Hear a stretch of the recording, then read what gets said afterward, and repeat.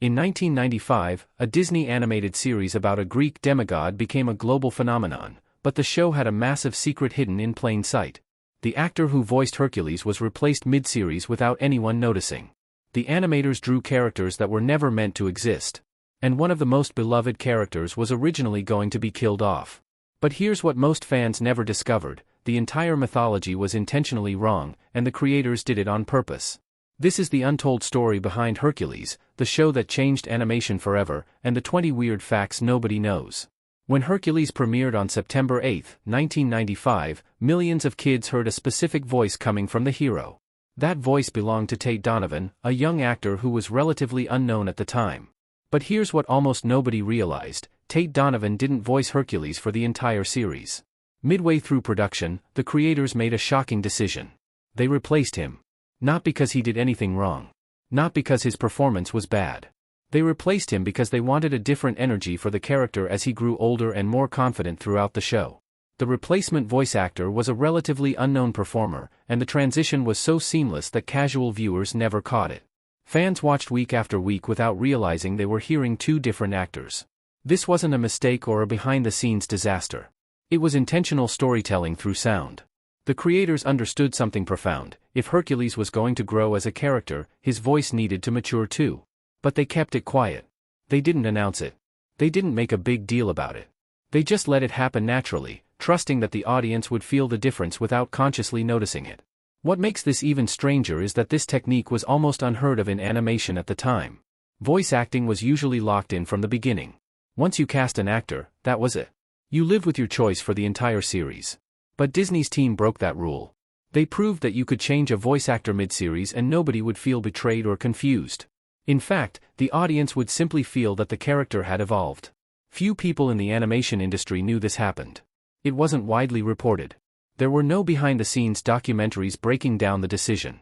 The technique was so effective that it became invisible. And that's exactly what made it brilliant.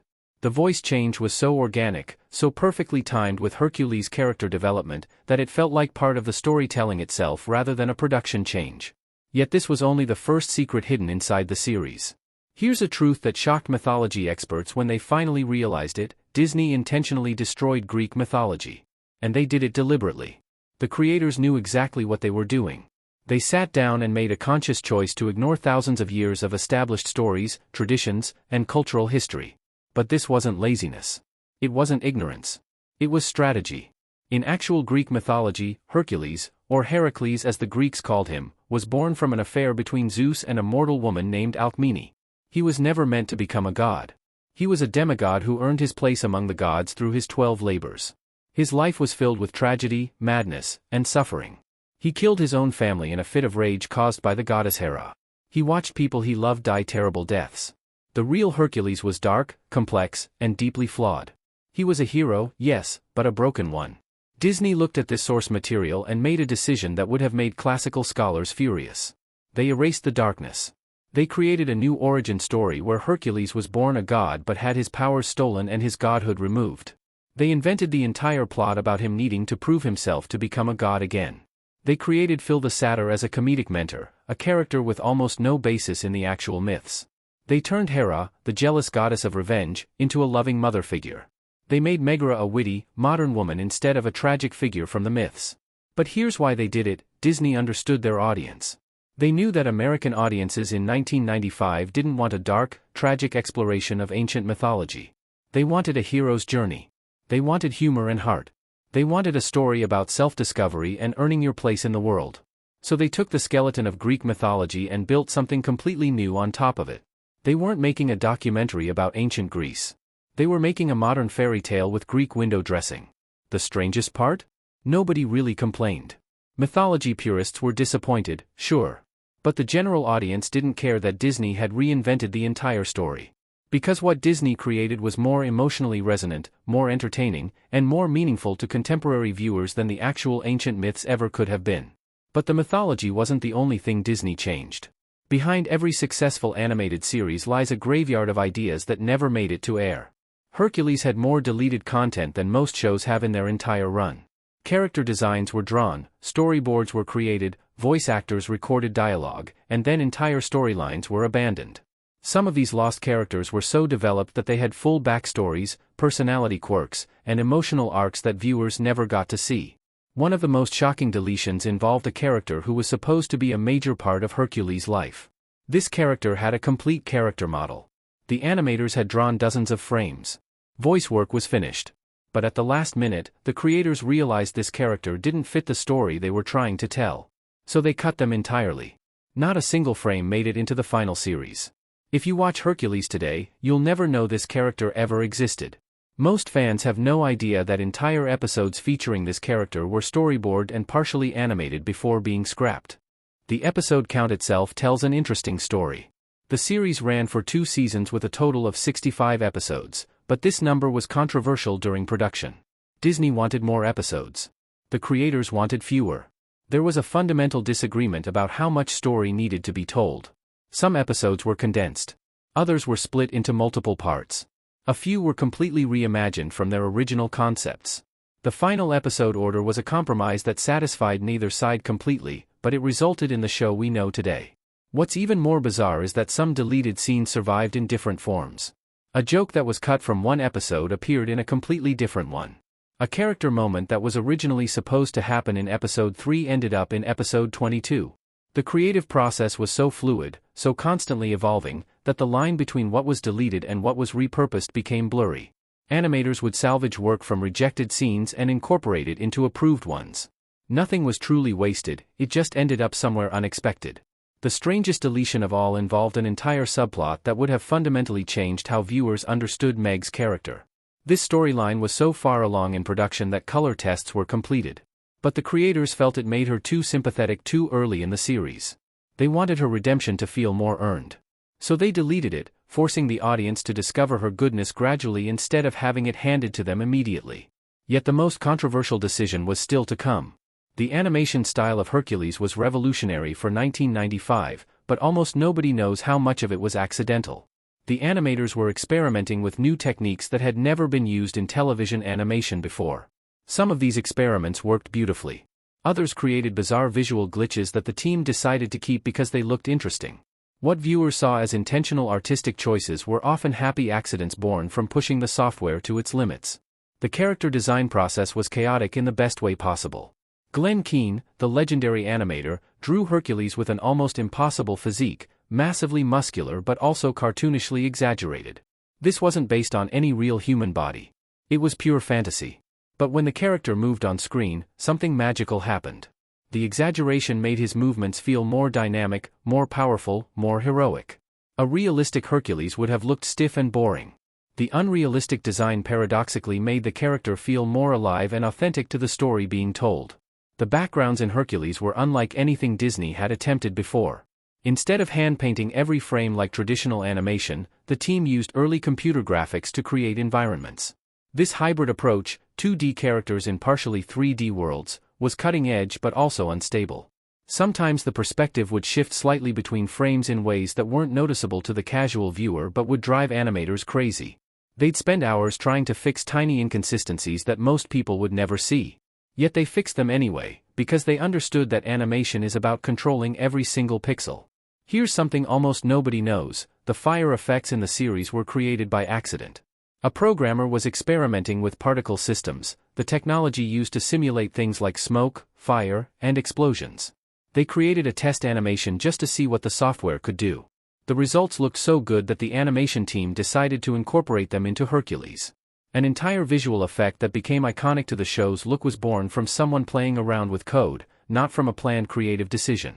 The rotoscoping technique, tracing live-action footage to create more realistic animation, was used extensively but hidden from viewers. Real actors would perform scenes, and animators would use those performances as reference guides. Sometimes they'd trace the movements directly. Other times they'd just use them for inspiration. This process was so secretive that many animators weren't even aware it was happening on their own show. The technique created a sense of physicality and weight that pure hand-drawn animation couldn't achieve alone. But the real animation breakthrough was something much darker. In the early stages of development, Hercules wasn't supposed to be an action-adventure series at all. Disney's initial concept was radically different. They wanted to create a sitcom. A comedy show set in ancient Greece where Hercules would get into absurd situations with his friends, learn a lesson each episode, and everything would wrap up neatly in 22 minutes. It would have been bright, funny, and completely forgettable. The sitcom format was deeply embedded in Disney's DNA in the 1990s. Shows like DuckTales and Darkwing Duck had proven that you could create successful animated series by following a simple episodic structure: problem, chaos, resolution, moral lesson. Disney wanted Hercules to follow the same formula. The early scripts read like comedy sketches. Hercules would accidentally cause problems in Thebes. Phil would make jokes. They'd fix the problem. Cue the laugh track that didn't exist but felt like it should. One of the original sitcom episodes that was actually produced involved Hercules trying to impress a girl at a party. The entire plot was him attempting ridiculous stunts and failing in increasingly embarrassing ways. It was pure slapstick. When the creators watched the rough animation, they realized something was terribly wrong. The episode wasn't funny. It was cringeworthy. The character of Hercules felt weak and pathetic. This wasn't a hero, this was a bumbling fool. And something about that didn't feel right for the story they were telling. That single failed episode changed everything. The creative team had a massive meeting. They looked at all the sitcom scripts they'd written and realized they had fundamentally misunderstood their own story. Hercules wasn't supposed to be funny in that way. He was supposed to be heroic, yes, but also vulnerable. He was supposed to be searching for his place in the world. He was supposed to be dealing with real emotional stakes, not just getting into wacky situations. The entire direction of the show pivoted at that moment. They scrapped months of work. Dozens of sitcom scripts were abandoned. The animation team had to completely rethink how they'd approach the characters' movement and expression. Phil the Satyr, who was supposed to be purely comedic relief, was reimagined as an actually meaningful mentor figure. The tone shifted from light and fluffy to something with genuine heart and genuine stakes. What could have been a forgettable children's sitcom became something with actual emotional depth. The sitcom scripts that were rejected were so different from the final series that if you read them today, you wouldn't recognize them as Hercules at all. They had almost nothing in common with the show that actually aired. A few jokes survived the transition, but the framework was completely demolished and rebuilt from scratch. Yet there was one character whose fate was even more controversial. Megaera's death was supposed to be permanent. In the original version of the script, Meg didn't survive the ending. After sacrificing herself to save Hercules, she would have stayed dead. It would have been the ultimate tragedy, a hero saving the world but losing the person he loved most in the process. The emotional weight would have been devastating. Viewers would have left the theater destroyed, crying, questioning everything they just watched. It would have been bold. It would have been unprecedented for a Disney animated film that was targeting children. The animators actually drew the death sequence. They animated Meg's final moments. The voice actress, Susan Egan, recorded emotional goodbye dialogue. Storyboard artists sketched out the scene where Hercules would hold her lifeless body and scream in anguish. Everything was created. Everything was ready. The scene existed in rough form, waiting to be finalized. It was one of the most powerful moments in the entire production, a genuine, irreversible tragedy that would have separated Hercules from every other Disney hero story. But then something happened. Test audiences watched an early version of the film. When they saw Meg die, the reaction was overwhelming, but not in the way the creators expected. Children were traumatized. Parents were angry. Audiences felt betrayed. They'd invested emotionally in Meg and Hercules' relationship, and the filmmakers had punished them for caring.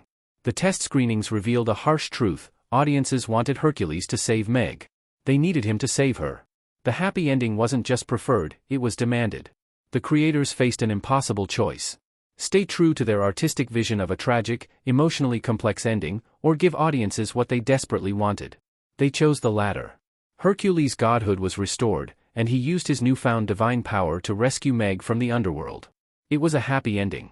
It was everything a Disney movie was supposed to be. But it came at a cost: the loss of a genuinely daring artistic choice that could have fundamentally changed how animation told stories. What's fascinating is that this decision created a ripple effect throughout the entire series. If Meg had stayed dead, the show's entire tone would have been different. Subsequent episodes would have had to grapple with Hercules grieving, with genuine consequences, with the reality that heroism doesn't always save everyone you love. Instead, the series moved forward with Meg alive and well, and the emotional complexity that could have emerged from her death was never explored. Some animators and writers on the project have admitted in interviews that they still wonder what that version would have looked like. The version where the hero couldn't save everyone. The version where Disney let tragedy win. But the most shocking revelation was hiding in the production timeline itself. When Hercules aired in 1995, nobody realized they were watching a turning point in animation history. The show didn't just succeed, it transformed how Disney approached storytelling for an entire generation. Within months of its premiere, the network greenlit dozens of new animated series, all trying to replicate Hercules' formula of action, humor, heart, and mythology. The show became the blueprint for what Disney animation could be in the late 1990s. But here's what's truly bizarre: Hercules almost didn't happen at all. The project was greenlit during a period when Disney's animation department was struggling. The company had just released several animated films that underperformed. There was genuine discussion about whether Disney should even continue making animated series for television. Hercules was greenlit almost as a last-ditch effort, a Hail Mary pass to prove that Disney could still create compelling animated content. If the show had failed, the entire animation division might have been scaled back or shut down entirely. The show's success saved jobs. It kept animators employed.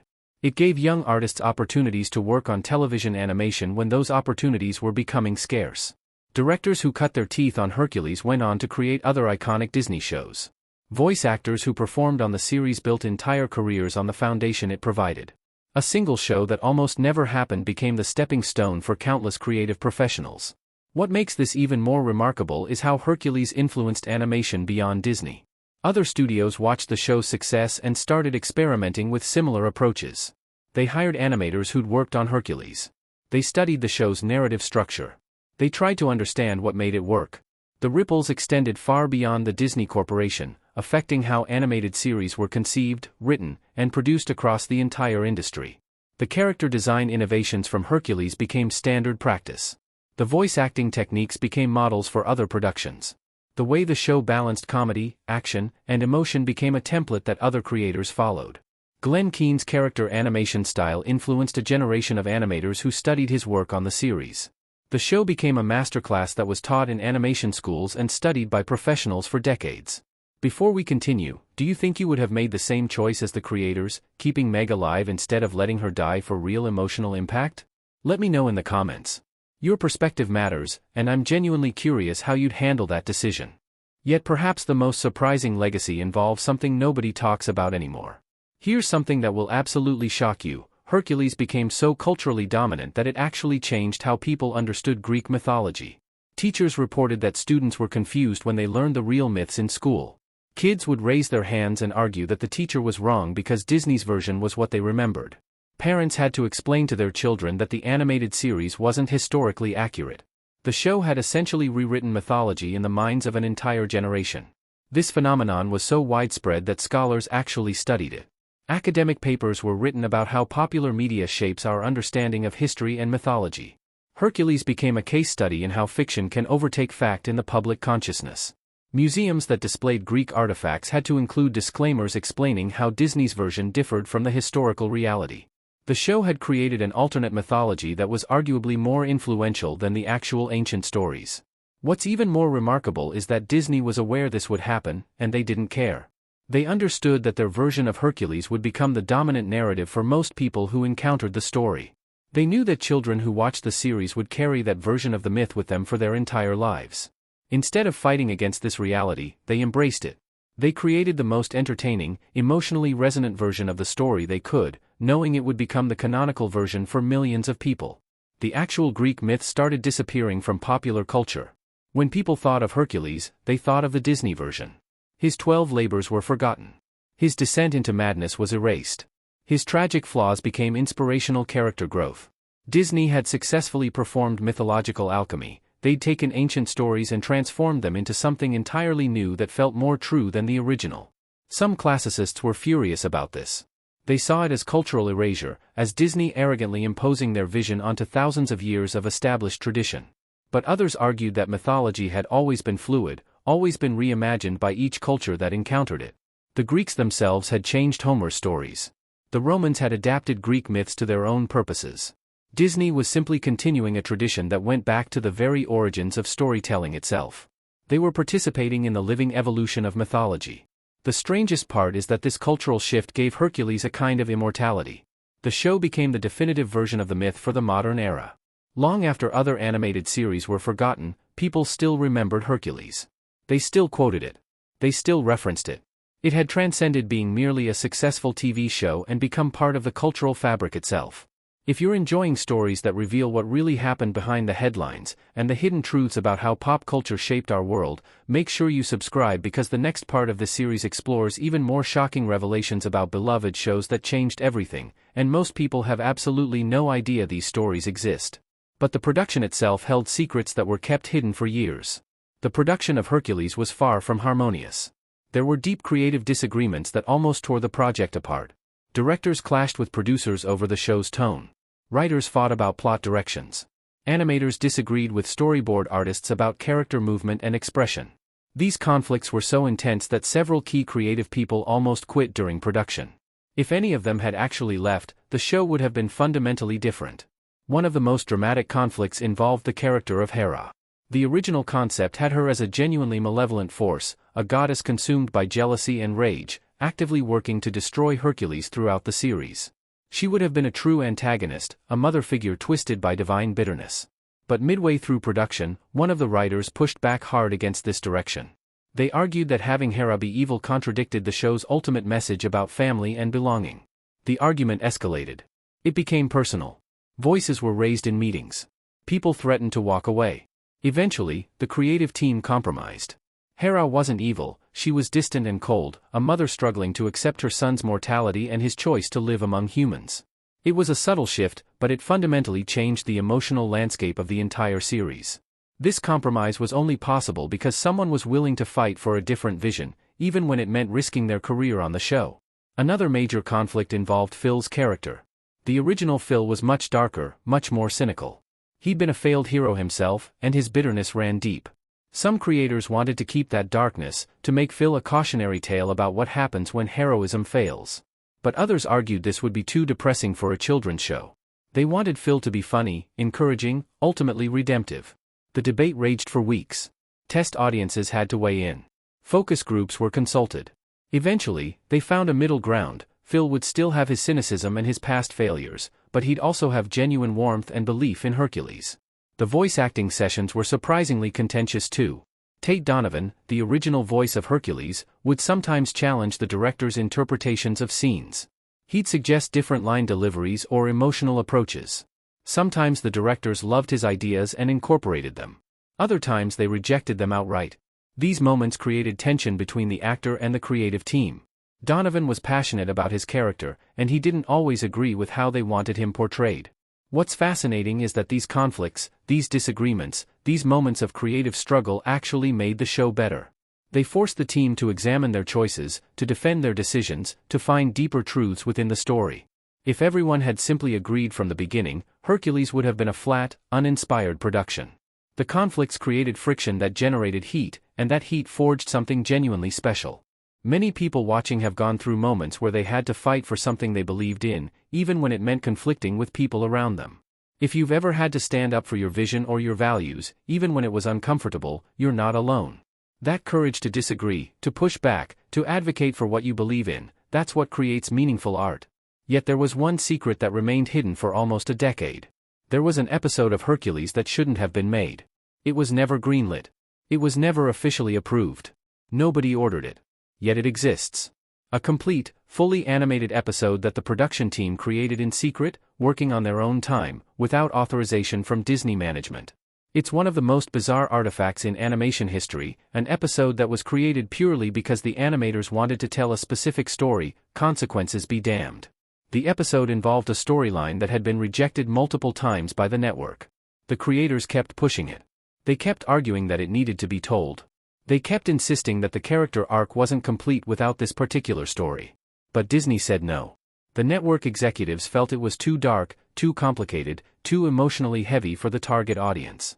The answer was final. The episode would never be made. Case closed. Except it wasn't closed. A group of animators decided to make it anyway. They worked late into the nights after their scheduled shifts ended. They used animation equipment during off hours. They recorded voice work in borrowed studios. They did everything in secret, telling almost nobody what they were working on. For weeks, this shadow production continued under the radar. A complete episode materialized in the darkness, born from pure creative determination and absolute defiance of corporate authority. When Disney management discovered what had happened, the response was complicated. They were angry that their authority had been undermined. They were furious that resources had been used without permission. But they were also impressed. When they watched the finished episode, they realized it was actually good. It was genuinely moving. It deepened the characters in ways that subsequent episodes desperately needed. The animators had been right. The network had been wrong. And now Disney faced a choice: suppress the episode and pretend it never happened, or acknowledge its existence and air it. They chose to air it. But they never publicly acknowledged how it came to exist. The episode appeared in the series run without explanation, without fanfare, without anyone knowing the story behind its creation. Viewers watched it as if it were any other episode, completely unaware that they were watching the result of animators literally rebelling against their employer to tell a story they believed in. For years, this secret remained hidden. The animators who created it kept quiet. Disney didn't advertise how the episode came to exist. Fans had no idea. It wasn't until years later, during interviews and behind-the-scenes documentaries, that the truth finally emerged. By then, the episode had become iconic. Fans considered it one of the best episodes of the series. They had no clue they were celebrating an act of creative rebellion. This episode became proof of something profound. The most meaningful art often comes from moments when creators refuse to accept no as an answer. When they push beyond what they're told to do and create what they believe needs to exist. This is how art actually gets made in the real world. Yet the most jaw-dropping revelation was still hidden in the show's finale. The series finale of Hercules was supposed to be completely different. The original script had Hercules facing a final challenge that would have fundamentally altered his character and his future. He would have been forced to make an impossible choice between his mortal life and his divine destiny. There was no way to have both. He had to sacrifice one or the other. It was meant to be the ultimate test of who Hercules truly was, not what he could do, but what he would choose to be. In that original ending, Hercules chose his mortal life. He rejected godhood forever. He accepted that he would live as a human, vulnerable and limited, but free to build a genuine life with the people he loved. It was a powerful statement about the value of humanity over power. It was thematically perfect. It was emotionally devastating. But it was also dark. It was bittersweet. It suggested that achieving your dreams might require sacrificing everything else you want. Test audiences hated it. They felt robbed. They wanted Hercules to have everything: godhood and love and heroism and happiness. They wanted the ultimate happy ending where the hero doesn't have to give up anything. The network looked at the test results and made the call: rewrite the ending. Give them what they want. Make it triumphant and joyful and complete. So the creative team rewrote it. They came up with the version that actually aired, where Hercules' sacrifice of his life automatically restores his godhood, allowing him to save Meg and still be a god. It's elegant. It's satisfying. It gives everyone what they want. But it loses something in the translation. It loses the weight of genuine sacrifice. It loses the complexity of a hero who has to choose what matters most. What's strange is that some of the original ending remains visible in the final episode if you know where to look. There are moments of hesitation, moments where Hercules seems to be wrestling with a choice that the dialogue never explicitly acknowledges. These moments are ghosts of the original script, remnants of a version that almost was but ultimately wasn't. Astute viewers have pointed out these inconsistencies over the years, never realizing they were actually witnessing the archaeological layers of a completely different ending. The animators who worked on both versions have conflicting feelings about which ending was better. Some believe the original was more artistically honest. Others feel the actual ending better served the audience and the characters' emotional journeys. There's no consensus. It's one of those creative decisions where reasonable people genuinely disagree about what should have happened.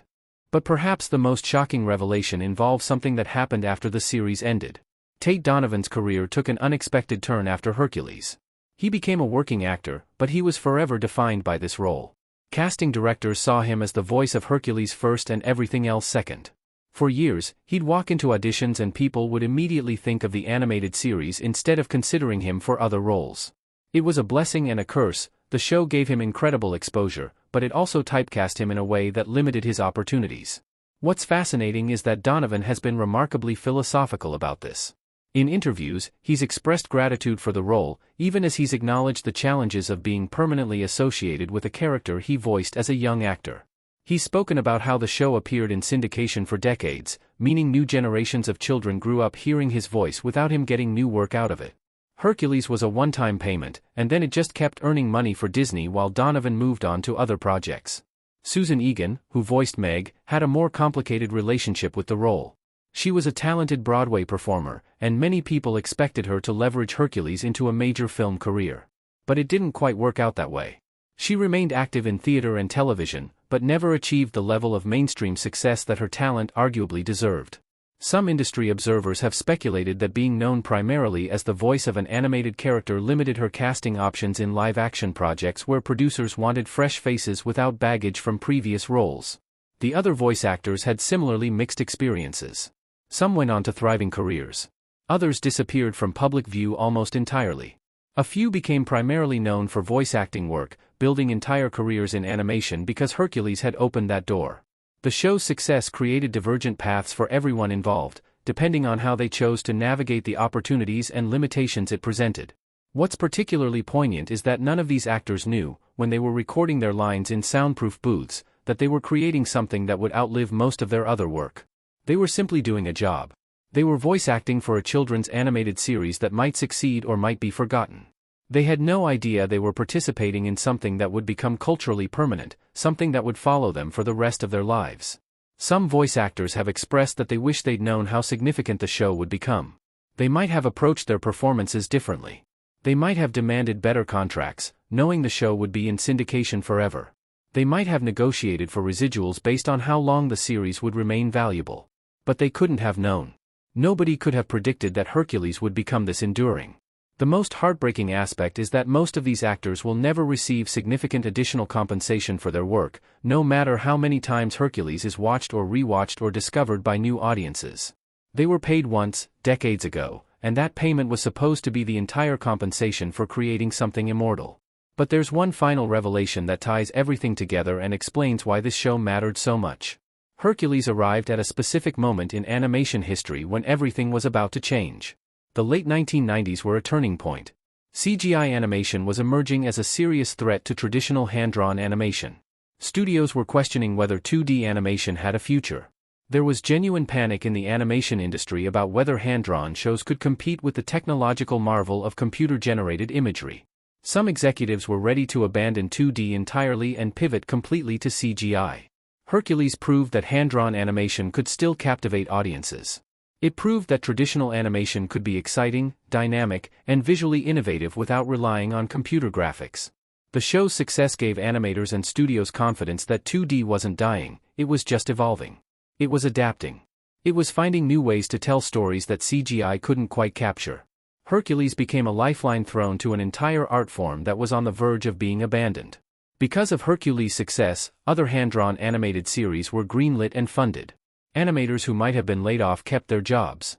Animation schools continued training new artists in traditional techniques because there was still demand for those skills.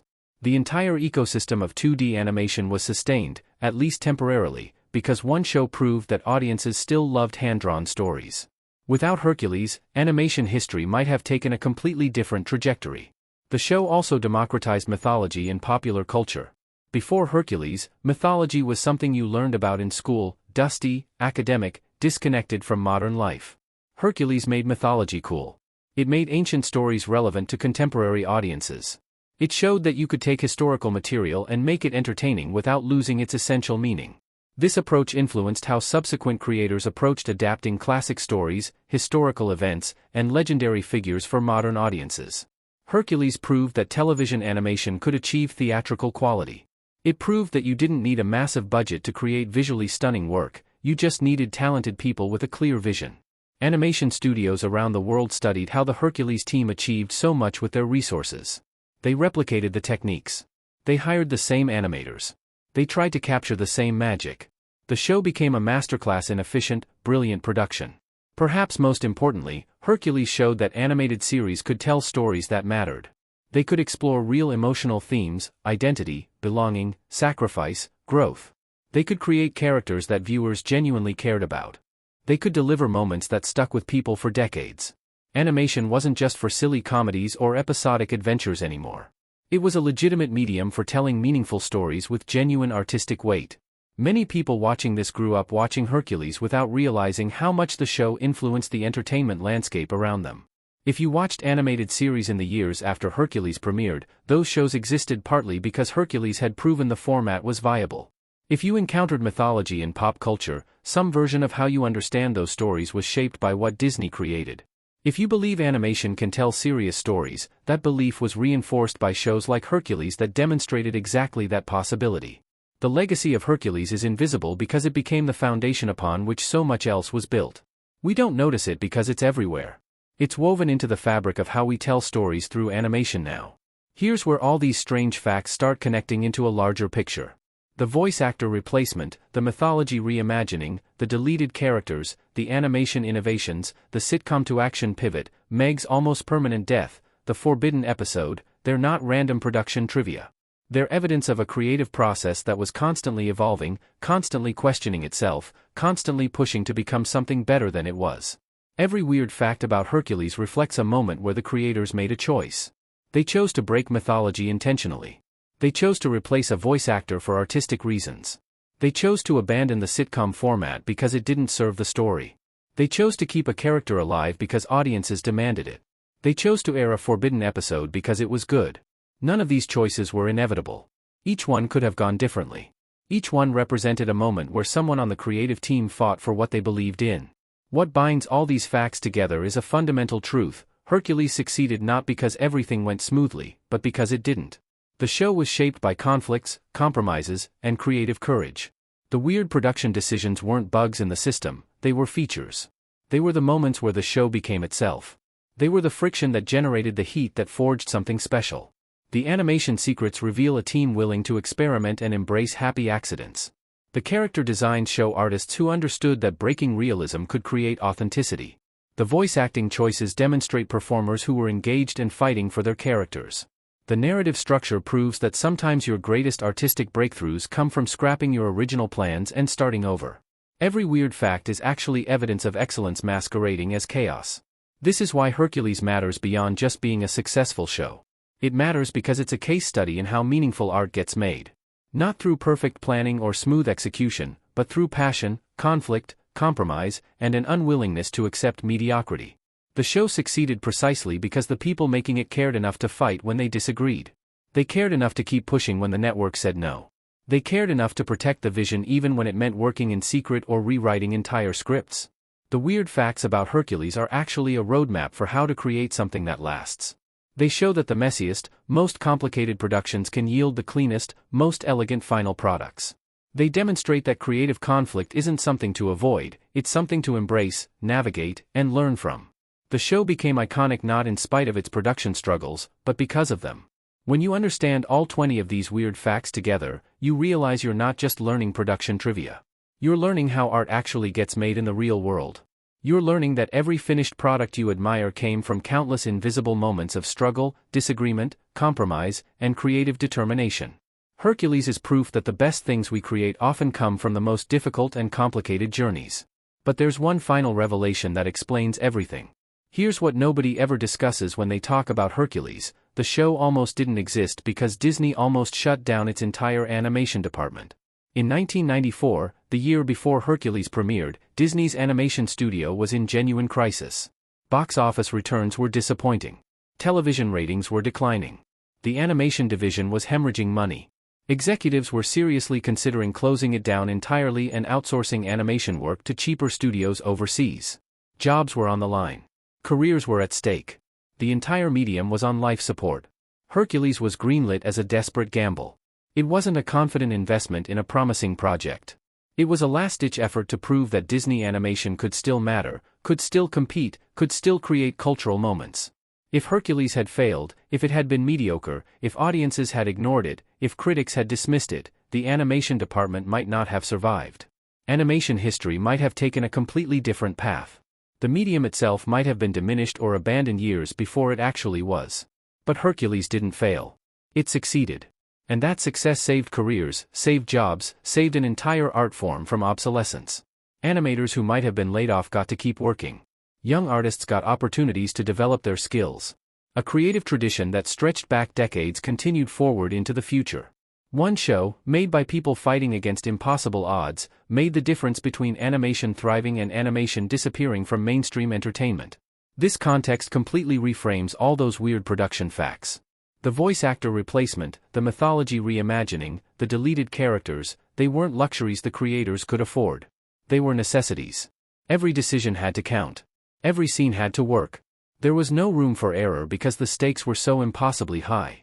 The creative team knew, consciously or unconsciously, that they were fighting for the survival of their medium. That pressure, that desperation, that sense that everything mattered, it forged something extraordinary. The animators who worked in secret on the forbidden episode weren't just being rebellious. They were fighting for the integrity of their work because they understood that if Hercules failed, they might never get another chance to make art at this level again. The voice actors weren't just doing a job. They were helping save an industry. The directors weren't just making a television show. They were making a statement about whether animation could be taken seriously as a storytelling medium. This is the final weird fact that explains all the others. Hercules succeeded because everyone involved understood, at least on some level, that failure wasn't an option. Not because they'd be fired, but because the consequences extended far beyond any individual person. If this show failed, animation itself might fail. If they didn't fight for quality, if they didn't push back against mediocrity, if they didn't insist on doing things right even when it was difficult and expensive and complicated, then the entire medium would suffer. That's why they made so many strange choices. That's why they broke mythology on purpose. That's why they replaced voice actors mid-series. That's why they scrapped months of sitcom scripts. That's why they created a forbidden episode in secret. Every weird decision was actually a passionate defense of what animation could be. Every strange production choice was an act of creative courage born from understanding how much was at stake. Hercules didn't just succeed as a television show. It succeeded as a lifeline thrown to an entire art form. And everyone who worked on it, whether they realized it or not, was fighting for something much bigger than ratings or syndication deals. They were fighting for the future of animation itself. That's why this show matters. That's why these weird facts matter. That's why Hercules remains iconic more than 25 years after it premiered. It's not just a successful animated series. It's a monument to what happens when talented people fight desperately hard to create something meaningful when everything tells them it's impossible. Before this ends, I want to thank you for investing your time in understanding the real story behind Hercules. These facts, these production secrets, these glimpses into how art actually gets made, they matter because they remind us that nothing meaningful is created easily. Every story you love, every show you remember, every piece of art that changed you came from invisible moments of struggle and passionate people refusing to accept mediocrity. But this story isn't the only mystery that remained unsolved. The next story on this channel reveals something even more surprising about another beloved show that changed entertainment forever, and the behind-the-scenes truth is far darker and more fascinating than anyone expects. Make sure you're subscribed so you don't miss it. Thank you for watching. Keep questioning. Keep discovering. And keep remembering that the stories that matter most are always the ones that almost never got told.